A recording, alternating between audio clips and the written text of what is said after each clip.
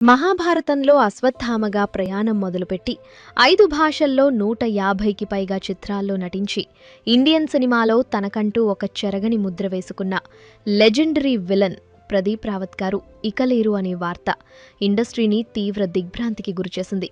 ఒకప్పుడు తెరపై ఆయన విలనిజం చూసి థియేటర్లలో జనాలు భయంతో వణికిపోయారు. భిక్షు యాదవ్ అని గర్జిస్తే బాక్సాఫీస్ షేక్ అయిపోయింది. గజనీగా క్రూరత్వం చూపిస్తే వెన్నులో వణుకు పుట్టింది. కాని అంతటి భయంకరమైన విలన్ వెనుక ఒక అద్భుతమైన ప్రేమ కథ ఉందంటే ఆయన మన కాకినాడ ఇంటి అల్లుడంటే నమ్మగలరా? అసలు ప్రదీప్ రావత్ బ్యాక్గ్రౌండ్ ఏంటి? సినిమా ఇండస్ట్రీలోకి ఎలా వచ్చాడు?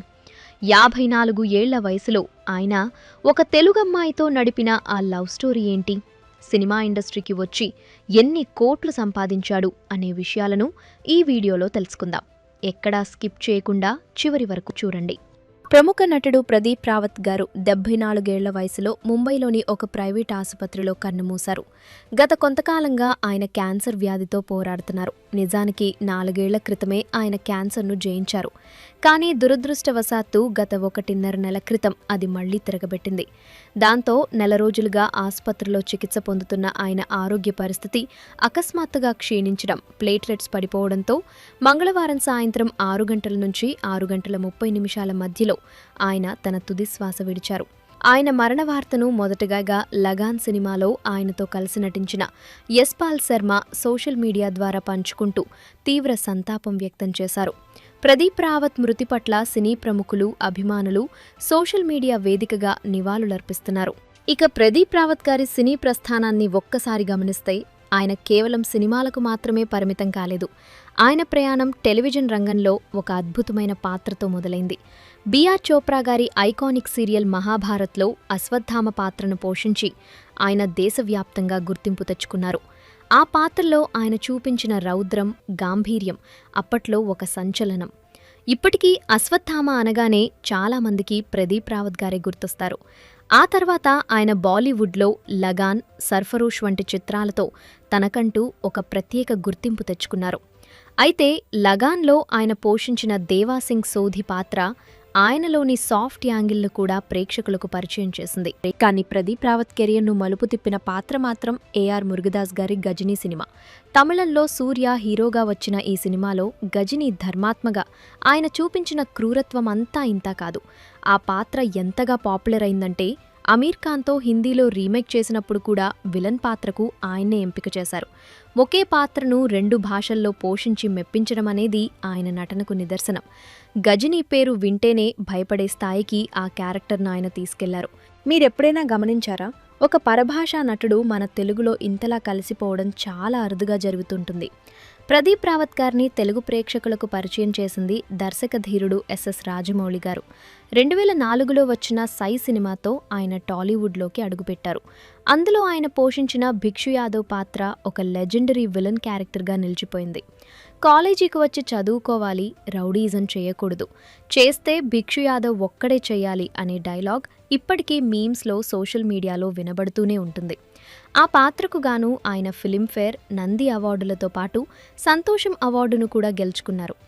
ఇక అక్కడి నుంచి ఆయన టాలీవుడ్లో వెనుదిరిగి చూడలేదు. ఛత్రపతిలో రాజ్బిహారీగా, భద్రలో వీరయ్యగా, లక్ష్మిలో రాయుడుగా ఇలా దాదాపు 50కి పైగా తెలుగు సినిమాల్లో నటించి మెప్పించారు. అలాగే స్టాలిన్, దేశముదురు, యోగి, నాయక్, సరైనోడు వంటి సినిమాల్లో ఆయన విలనిజం ఒక రేంజ్లో ఉంటుంది. అయితే ఆయన కేవలం సినిమాల్లోనే కాదు, నిజ జీవితంలో కూడా తెలుగువారితో ఒక విడదీయలేని బంధాన్ని ఏర్పరచుకున్నారు. ఆయన మన తెలుగు ఇంటి అల్లుడు అనే విషయం చాలామందికి తెలియదు. ఆయన ప్రేమ కథ ఏదో సినిమా స్క్రిప్ట్ లాగా చాలా ఆసక్తికరంగా ఉంటుంది. అది 2006 సంవత్సరం మెగాస్టార్ చిరంజీవి గారు హీరోగా స్టాలిన్ సినిమా షూటింగ్ జరుగుతున్న సమయం. ఆ షూటింగ్ సెట్స్లోనే ఆయనకు మన ఆంధ్రప్రదేశ్లోని కాకినాడకు చెందిన కళ్యాణి అనే యువతి పరిచయమైంది. ఆమె పద్ధతి, అందం చూసి మొదటి చూపులోనే ప్రదీప్ రావత్ గారు ఆమె ప్రేమలో పడ్డారు. అయితే అప్పటికాయన వయసు 54 ఏళ్లు. కానీ ప్రేమకు వయసుతో సంబంధం లేదని ఆయన నిరూపించారు. మొదట ఆయన తన ప్రేమ విషయం చెప్పడానికి భయపడి మధ్యవర్తుల ద్వారా రాయబారం పంపారట. కానీ అది వర్కౌట్ కాలేదు. సరిగ్గా అప్పుడే విధి ఒక వింత నాటకమాడింది. ఒకరోజు కళ్యాణిగారు ప్రయాణిస్తున్న కారు మార్గమధ్యంలో పాడైపోయింది. అదే దారిలో వెళ్తున్న ప్రదీప్ రావత్ గారు అది గమనించి తన కారు ఆపి ఆమెకు లిఫ్ట్ ఇచ్చారు. ఆ కారు ప్రయాణంలోనే వారిద్దరి మధ్య మాటలు కలిశాయి. ఒకరినొకరు అర్థం చేసుకున్నారు. ప్రదీప్ గారి మంచితనం, నిబద్ధత కళ్యాణి గారికి నచ్చడంతో వారి పరిచయం కాస్త గాఢమైన ప్రేమగా మారింది. ఆ తర్వాత పెద్దల అంగీకారంతో వారిద్దరూ వివాహం చేసుకున్నారు. అలా ఉత్తరాదికి చెందిన ప్రదీప్ రావత్ గారు కాకినాడ అల్లుడైపోయారు. ఇక ఈ దంపతులకు విక్రమ్ సింగ్, సింగ్ రావత్ అనే ఇద్దరు కుమారులున్నారు. సినిమాల్లో ఎంత క్రూరమైన విలన్గా కనిపించినా నిజ జీవితంలో ఆయన చాలా సాఫ్ట్ పర్సన్ అని ఆయనతో పనిచేసిన వారు చెప్తుంటారు. ఆయనకు గార్డెనింగ్ అన్నా, ల్యాండ్స్కేపింగ్ అన్నా చాలా ఇష్టం.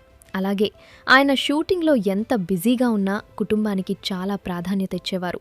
ఆయన చివరి వరకు తన వృత్తి పట్ల ఎంతో నిబద్ధతతో ఉండేవారు. చిరంజీవి గారితో వాల్తేరు వీరయ్య సినిమాలో కూడా నటించిన ఆయన చివరిగా తరుణ్ భాస్కర్ నటించిన గాయపడ్డ సింహం సినిమాలో నటించారు.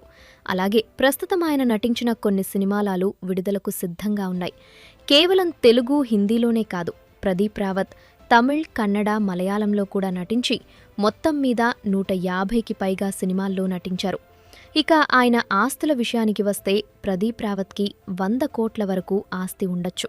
ఇంతటి గొప్ప నటుడి ప్రయాణం ముగియడం అనేది భారతీయ చిత్ర పరిశ్రమకు, ముఖ్యంగా తెలుగు సినిమాకు పెద్ద లోటు. ఆయన మృతితో ఒక అద్భుతమైన నటన శకం ముగిసింది.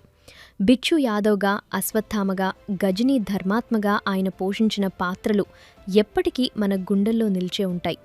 ఆయన ఆత్మకు శాంతి చేకూరాలని కోరుకుందాం. ప్రదీప్ రావత్ గారు మన మధ్య భౌతికంగా లేకపోయినా ఆయన వదిలి వెళ్లిన అద్భుతమైన పాత్రల ద్వారా ఆయన ఎప్పటికీ చిరంజీవిగానే ఉంటారు. విలనిజానికి ఒక కొత్త అర్థాన్ని చెప్పిన ఆ మహా నటుడికి మనందరి తరపున ఘన నివాళులు. తెరపై రాక్షసుడిలా భయపెట్టి నిజ జీవితంలో మనిషిలా ప్రేమించిన ఆయన ప్రయాణం ప్రతి ఒక్కరికీ స్ఫూర్తిదాయకం.